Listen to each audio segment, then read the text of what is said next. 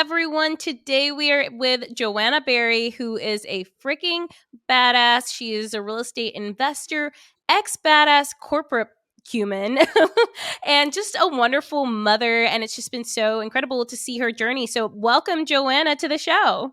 Thank you. I am so excited to be here. I follow your podcast. I listened to the episode with you and Hillary and everything you do on social media. So it's really an honor to spend some time with you today.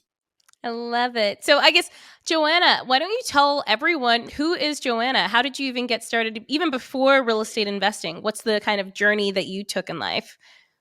Oh gosh. Well, how far back do you want to go? Well, let's go far. Let's go far. Yeah. All right. Let's go to the womb. So it's a pretty loaded question. And I feel like I've seen so many versions of myself in just a short amount of time. I'm 38 and it's like levels to me. Like here we are. And my parents were able to escape communism during martial law in Poland.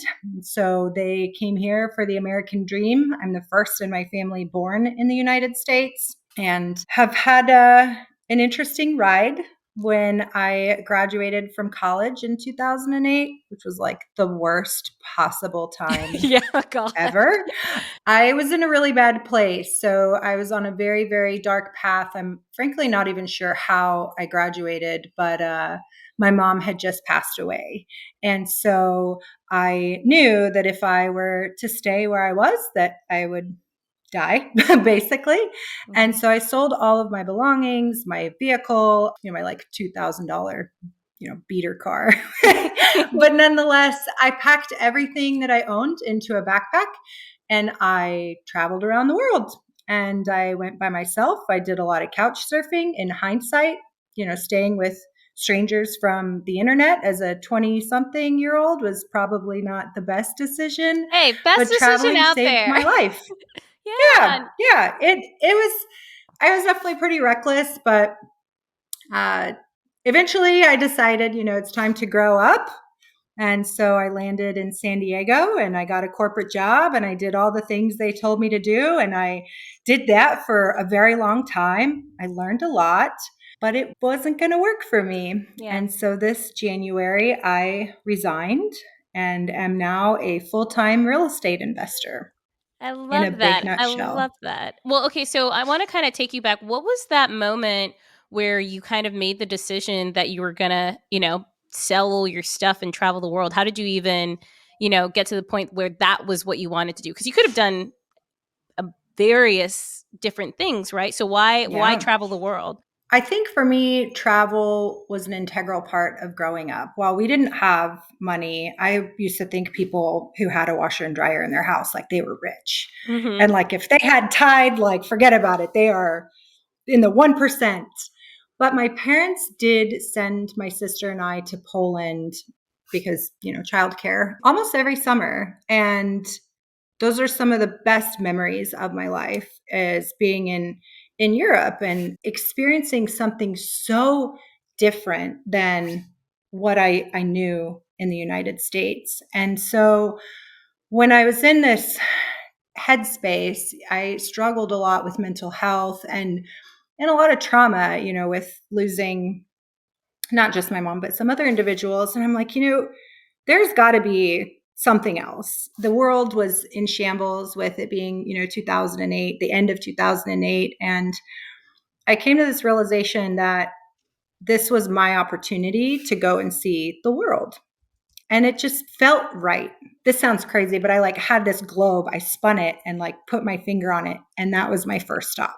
Oh my gosh, I love that. That's incredible. That's incredible. And honestly, just huge on you for making that decision, because kind of like what I was saying before, it could have gone in any way. It could have gone in so many different ways, but you found it within yourself to make that change and do something different, try something different, which is incredible and so empowering. And I'm sure shaped the way that you do life now and shaped the way that you mom, which is just so incredible. Oh, thank you. I appreciate your saying that, because this was before social media, so there was no gram to keep up with. And most people thought I had lost all of my marvels. Yeah. So it's cool to hear a different perspective now.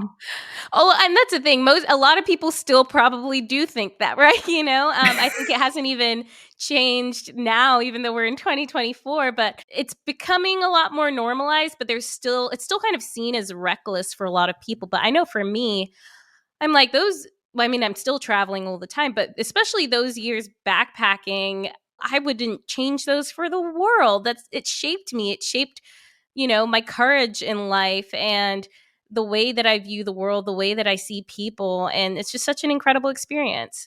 So I guess is Yeah. there anything from that time that you take with you to this day, be it in real estate investing or with parenting or anything like that?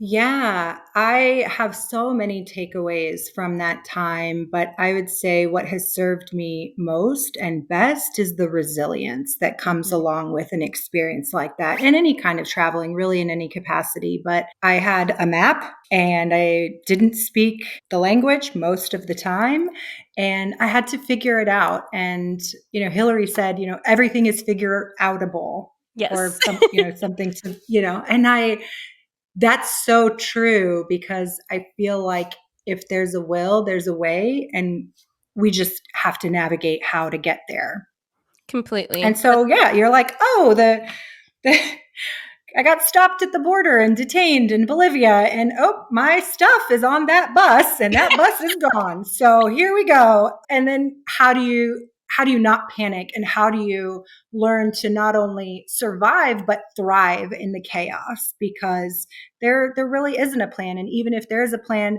things will go sideways, and that feels a lot like real estate investing to me. But we just kind of go with it. Completely. And it's also remembering that you're going to get to the other side and you're going to be just fine. Like it's not going to kill you. You're going to be totally okay. You're going to figure it out. Yeah, yeah. I think the same is true for parenting. Frankly, I'm not sure how I survived 7 years. I had a really hard time trying to juggle it all, but okay, here we are, parenting, momming, pushing on the proverbial gas and climbing that corporate ladder. Oh, by the way, here's my real estate business I'm trying to grow. I think it's all so deeply connected, and everything that I experienced then translates into my life in every way now. It just took Completely. me a long time to see that. No, I love that. So I guess how long were you backpacking for? Almost 3 years. Wow. Oh my gosh. Incredible. So you get off of 3 years of backpacking, you find this corporate job. So I guess how did everything progress like throughout your corporate job and then into real estate investing and now full-time real estate investing? Like what did your journey look like? Yeah. So I met a boy. I feel like that always somehow finds its way into the equation. But I ended up in San Diego. I had friends there, and I went on a ton of job interviews. And at this point, the economy had recovered to some degree, but everywhere that I interviewed seemed to have some sort of an issue with this, gap in my resume from the time I graduated from college to present.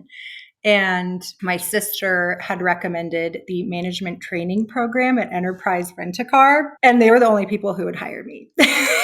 So I worked for 60 hours a week. I mean, 6 days, 60 hours. I made $32,000. And Oh I was my like, gosh. yeah, I made it.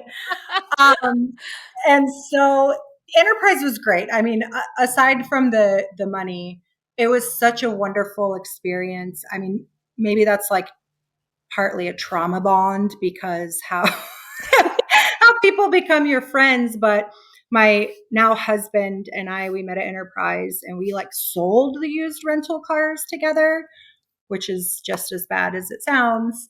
But they really gave us, the tools to be our own boss and put concepts into my head that previously just weren't accessible. Like I think my goal was like, don't die and graduate college, like if you can. I mean, I'm not exaggerating when I'm saying I was in a dark place.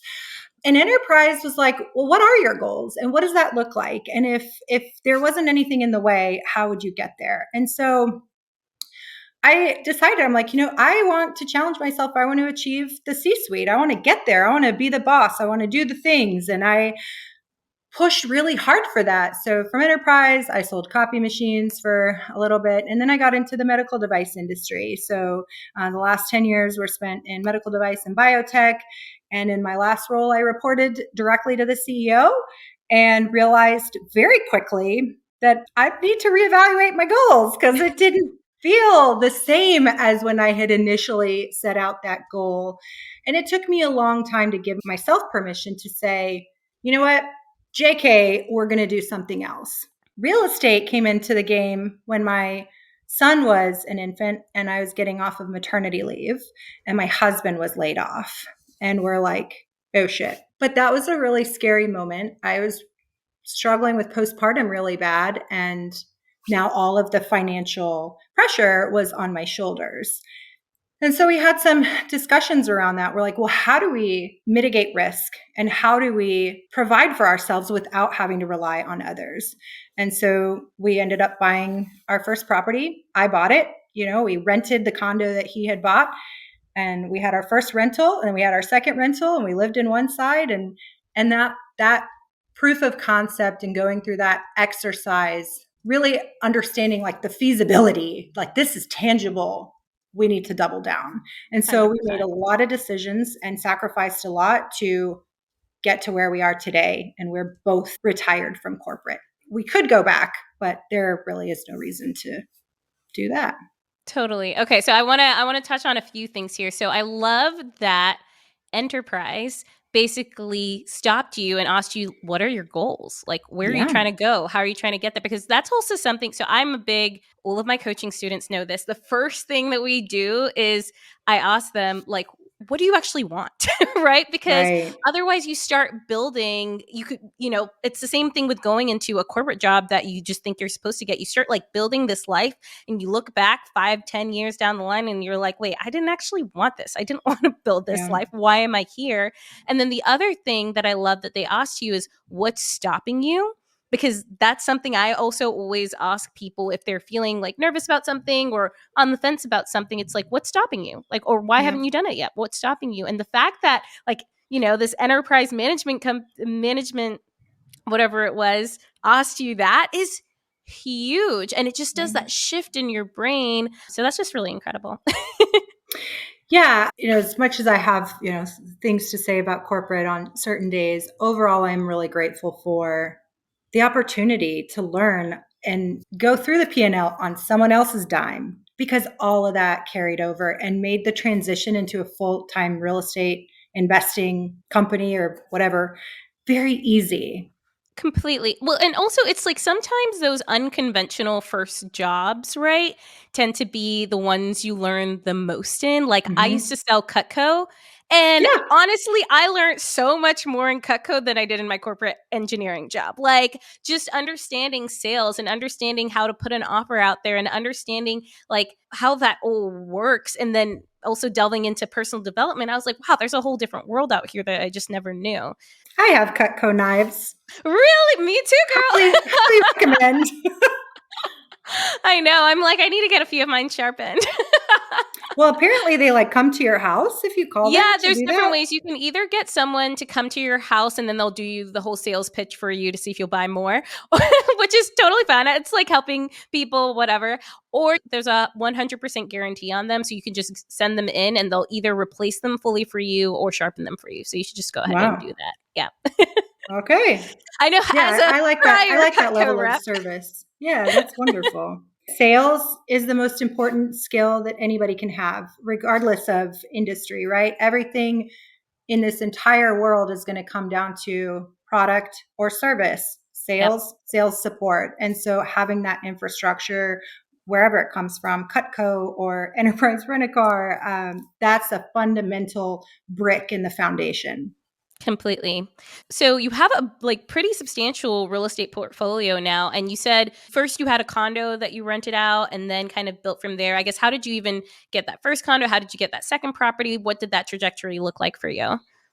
Yeah, so I can't take credit for the first condo. My husband, he was very goal oriented and was like, I'm buying a condo. Like, I'm going to build this nest and we're going to live in this nest and then we're going to have our babies. And it was this really beautiful mission and vision of what he wanted to accomplish as we decided we were going to get married and have kids. He also said that he wanted me to buy a house before we got married, which Oh, ended up so happening in a different. smart. Yeah. And at the time I'm like, what? But it really was very empowering for myself and giving myself a lot of confidence in buying a house completely independent of my husband, or my now husband. He bought that. And then when we moved to the other one, it was a duplex. We lived in one and then rented out the other. And that's how we got started. Initially, it was my going to a personal development conference. And I sat next to this gal named Miranda, who's a dear friend of mine to this day. This was in 2015. And this topic happened to be on real estate investing. I'm like, is this real? Like, I read Rich Dad Poor Dad, in 04, and my mom told me that wasn't real. And she's like, oh, no, it's real. Like, I'm in Kansas City flipping houses. I'm like, and so one of the topics covered was house hacking. And I left that conference. I flew home and I told Daryl, I'm like, I'm going to buy a duplex. Yes. And he's like, bitch, okay, with your, like, my credit wasn't great. I still have some spending habits, I'd like to say, but I tightened up, right? And I'm like, all right, well, this is what I need to do in order to make that happen. And as woo-woo as it sounds, I haven't been really public about this, but I do believe in the law of attraction and Me too. manifestation. And like, if you can have the intention and back it up with action, it's a pretty good combo, because every single thing that we have set out to do since we've been together has come to fruition. And I think that there's something to that. Oh, 100%. And that's like even the intro to this podcast says this isn't all woo woo, but there is some woo woo in this podcast, because I 100% believe in the law of attraction and the law of, or not the law of, but really just believing, right, and holding the vibration that you can actually get what you want to do. And it's not just about holding the vibration. You can't stop there. You have to take action in order to actually get what you want. And there is some strategy still involved. But if you hold the vibration and if you know deep within you that it's going to happen, it's going to freaking happen. Yeah. I couldn't agree more. And I think for many years being in sales leadership, it's the goal is very clear. And every day you look at the goal and what's the goal and what number do we need to hit today so that we make our month, so that we make our year. And it's just this constant reminder, and taking that practice with manifesting or intention setting, whatever you want to call it, and reminding ourselves every day, what do I need to do to achieve this goal today? Totally. So I guess, are there any things that you do in your personal life that help like remind you every single day of what your goals are?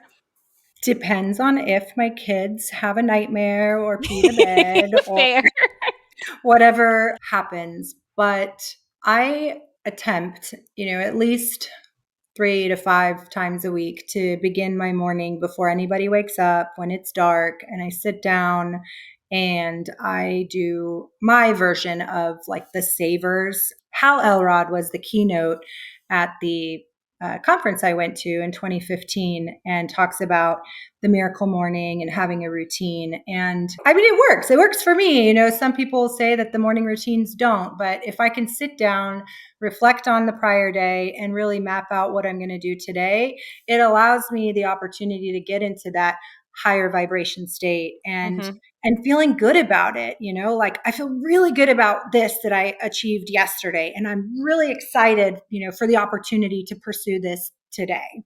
So that's been my go-to like practice, if you will. I have like 6 different journals. One is like, I'm not kidding. I'll have to send you a picture. It's actually like a whole basket of journals. I love that. Yeah. And so I actually read Miracle Morning, and now that I think about it, I should add this to the show notes. We're adding Miracle Morning. And literally, I feel like every single podcast episode, there's been a new book that I'm recommending. But I also read it when I was kind of in a dark place and really just stuck in my corporate job, and that's when I first discovered real estate investing. read Miracle Morning and did the savers religiously for months. Now, kind of like you, I have my own version of it. Is it the exact Mhm. savers? And for anyone that doesn't know, savers are just like different things that you do in the morning, every Mhm. single morning before you start your day. And it's like, Scribe, affirmations, visualization, exercise, reading, like journaling. Yeah. exactly. And, sometimes it can feel like a lot trying to fit all of that in every single morning. But if you just commit to doing it for 30 days or 90 days or something like that, just watch your mindset shift and change. And it really is Mhm. incredible to see. And, you can very quickly go from being in a dark place to now seeing all the possibility that's out there. Yeah, absolutely. I don't know if you know this, but or maybe it was in the book. Hal Elrod did Cutco. I Yeah, know. Honestly, a lot of people in real estate too have done Cutco in the past just because it's sales, right? It teaches you that resiliency and that grit and that ability to take the no, right? You get so yeah, many freaking no's. And I feel like yeah, that's what keeps people successful and in the game. It's like if you build that up at a young age, I wish I did Cutco when I was like 18 or 17. I did it when I was in my early 20s, but yeah. yeah. I think it makes a huge difference, and not letting the no rock you emotionally, But yeah, I'd stand in front of the mirror and Daryl, we do the same. Like, I am a great salesperson. And it's so cheesy, like it's ridiculous, but it works. Completely. I love too that number one, that you went to a conference and it kind of changed your world, because same thing happened to me, and that they were talking about house hacking, which everyone knows I love to talk about because it really is just such a low, easy barrier to entry for anyone who's Mhm, looking to get started. So I guess mhm. after you were house hacking, what did it look like after that to get properties? So after that, we went back down to Southern California. And so it became a rental, top and bottom, for us. And then we were really like, oh, wow, this is okay. Uh, and so we bought our primary, and it had like a little in-law suite, and we're like, we can rent this. And now we've moved to Atlanta, and our house we live in now, it has an ADU. And I don't think that I would ever live in a house without some sort of income producing potential. But we wanted to scale and realized that there was not a lot of opportunity in California in our budget. And Mm-hmm. at the time, like, we didn't know anything about private money or how to use hard money. Like, none of that was accessible. So we ended up selling the condo, the first condo, the nest, and we were able to pull some money out of that. And that gave us the opportunity to start buying properties out of state. So California is great for appreciation, but it wasn't a very landlord friendly state. And so we kind of scaled on accident when our tenant informed us that he had back surgery and would no longer be paying rent. We're like, oh, but we still have the mortgage. So Yeah. we're going to have to sell. But everything happens for a reason, because the door on rent was shut, but it blew the window wide open and gave us the capital to really fund. And then from there, during COVID, we weren't able to go outside. And somebody called and said, hey, will you sell your house? And we're like, maybe we could. Like, what would that look like? Right? We haven't left the house in God knows how long. It was a really traumatic experience. And as we continued that conversation, we realized that that would give us the opportunity to scale to where we wanted to be. Mm-hmm. And at that time, we had a lot more confidence in our process and how we go through acquisitions and how we manage, et cetera. So it was very much very calculated, very methodical, and kind of like building a house with little bricks. We did that. So our primary focus is on Section 8 housing. And so the houses we buy are $100,000 or less. But like, in my dream of dreams, like, the one thing that I would love to accomplish in this lifetime is to solve homelessness or participate in the solving of homelessness. I think that every human on this earth deserves water, food, shelter, like basic needs, right? But the reality is that how the world is, that's not the case. And so we really want to have quality housing for individuals and their families. And that's been really important to us. I'd be remiss if I didn't mention it is nice that the government pays on time every month. Like, that helps. Yeah. So yeah, that is kind of how we got to where we are now. And next we are going to be selling that duplex in California because it's appreciated significantly. And one, we're just like getting out of California for like the whole landlord reason. We've been so lucky with our tenants, but I don't really want to push the envelope. But pulling out that capital and doing a 1031 exchange is going to really take us to the next level. So like, are there sacrifices? Yes. Like we moved to Atlanta, Georgia. I never thought that our family would live in the South. Like, I mean, I like that to me was like bananas. I'm like, we can't live in the South. It ended up being the best thing for our family, for our business, for our marriage, for our kids. Like everything about it has been great. Was it easy? No, it was really hard. I cried when the offer was accepted on our house. I'm like, no, we have to move, and I don't know anybody there. Why I Atlanta? think my husband grew up here, Oh, okay. so we know people, but those are his family and friends, so it's a little bit of a different dynamic. I love everyone very much, but I think just mentioning the sacrifice piece though, like even selling the duplex in Sacramento, like you bring your baby home from the hospital and you're like, oh, and this was our house. And I think having to remove the emotion out of it and being really strategic, and like, this is how it's going to work and this is why, because otherwise we're not going to achieve our goals. No, completely. So one thing I do want to touch on, because I know a lot of people are nervous about Section 8 housing. So what has your experience been around Section 8 housing? Yeah, I would want to understand why people feel that way, right? Is it something that they heard from someone they know who is renting? Or is it this like misconception, right? It could be either, but my experience with Section 8 has been very positive. One, like I shared before, they pay at the same day every month. Like, doesn't matter. There could be a pandemic and you're still going to get paid. So Yeah. between my like college graduation in 08 and the pandemic, I am probably more risk averse than the average bear. But all of our tenants are fantastic. Again, maybe we are lucky, but I also believe that if you put people first, the profits will follow. Like, it's not rocket science. Like, don't be a slumlord, don't be crappy. Take care of your tenants and they will take care of you. They'll take care of your property. And I would even go so far as to say the duplex in California, one of the units is rented by surgical residents, right? So like grade A tenant on paper. Right. We've spent more on repairs on that property than Yeah. any other. So it's like, what is it, right? And I guess it's what's important to you. For me, it's not just the money. One of the families that we were renting to previously, they had been separated. Like, they were on the news. They were separated, and kids were taken away from their mom. Like, I can't even fathom, what that looks like or how hard that would be. And so to be like, yeah, we have this house for you, and now you can be reunited. That Yeah. means something. No, that's huge. That's amazing. Well, and it's like, if you're a good person and if you're a good landlord, your property is also decent, it's in good condition, you're going to attract those same kinds of people, right? But if Yeah. you kind of let things go by the wayside and you're a terrible landlord, then yeah, you're probably going to attract really terrible tenants too.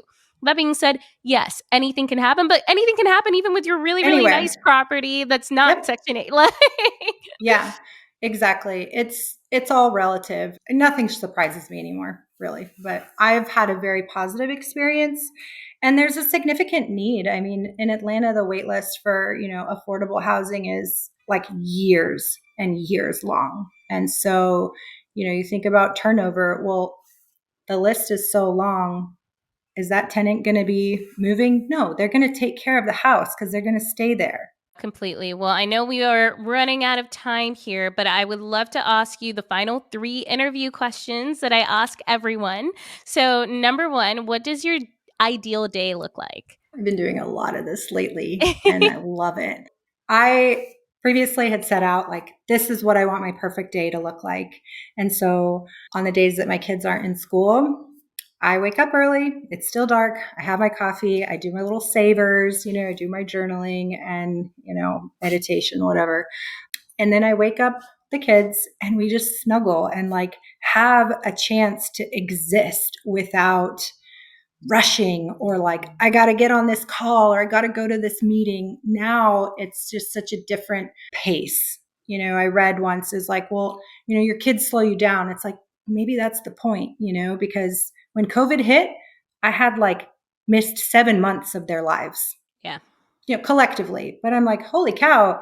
And for what? Like they could pay me $100 million and I wouldn't go back to that schedule of, traveling every week. It's like, there's no amount of money that will ever buy that time back. So now is like slow, snuggly, cozy, like real hygge. I don't know if I'm saying that right. It's like the art of coziness.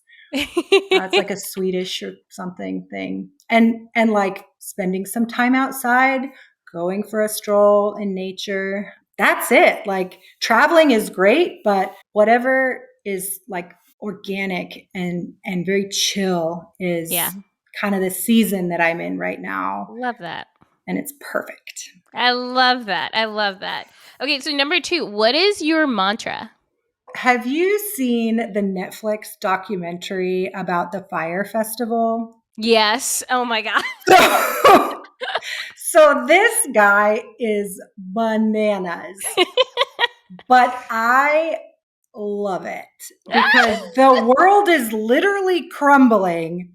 Like people are sleeping in FEMA tents and he's like, solutions.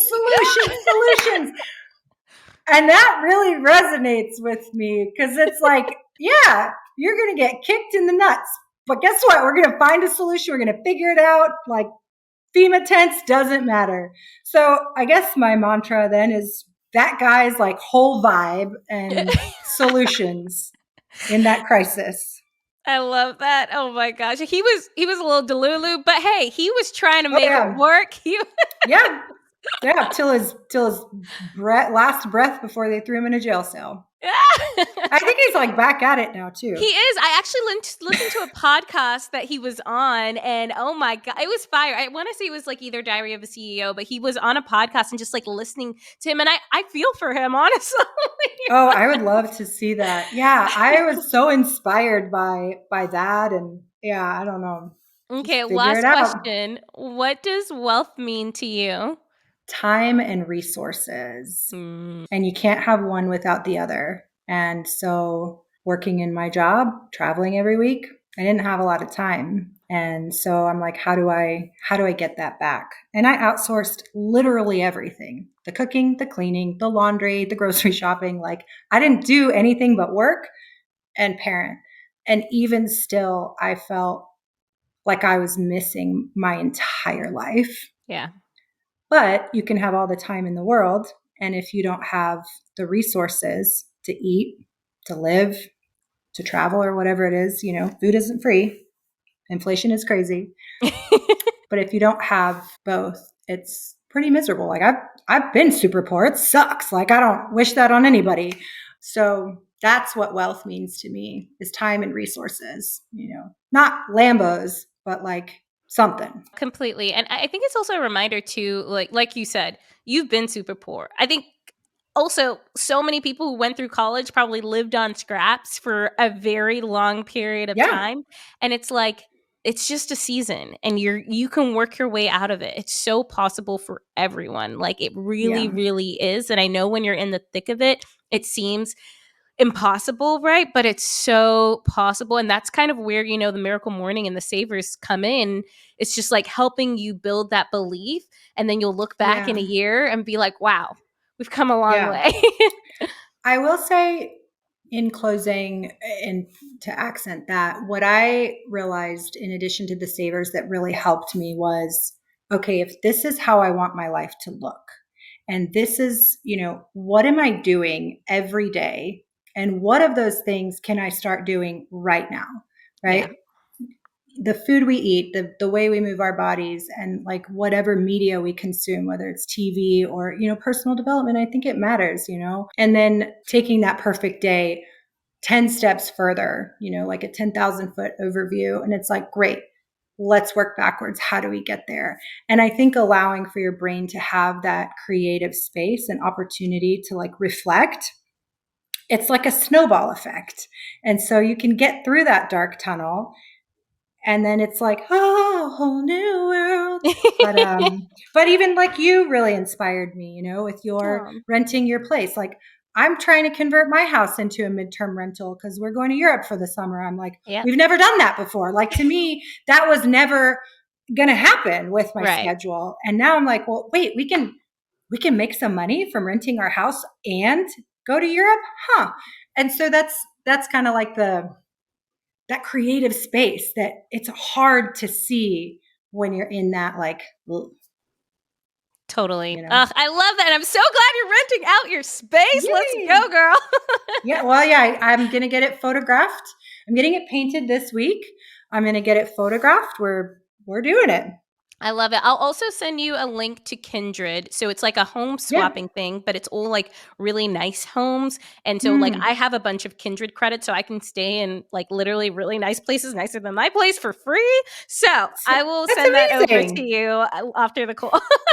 Yeah, please do. And I mean, there's just another example. Like I would have never had the time to be on this call, previously. And so I'm really glad. And I hope that anybody who's going through like, oh my gosh, I can't do my job anymore. If you love your job, great. But there is another way and there is another path, like use your W-2 and then figure out what's next.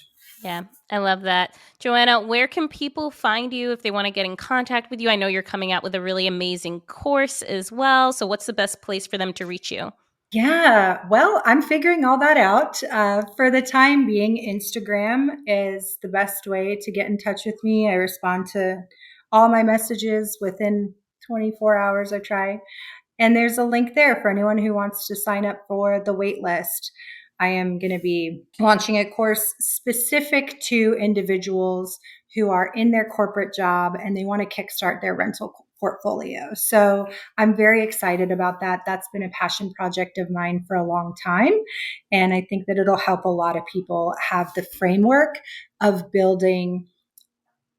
It's very process. Like this is how we're going to do it step by step. Because I admire the people who are like, I'm going to quit my job and we're going to do real estate full time. Like I don't have the cojones for that. But great if you do. But my Instagram handle is my first, middle, and last name, Joanna Carolina Berry. So Joanna Carolina, like the state. It's not how you pronounce it.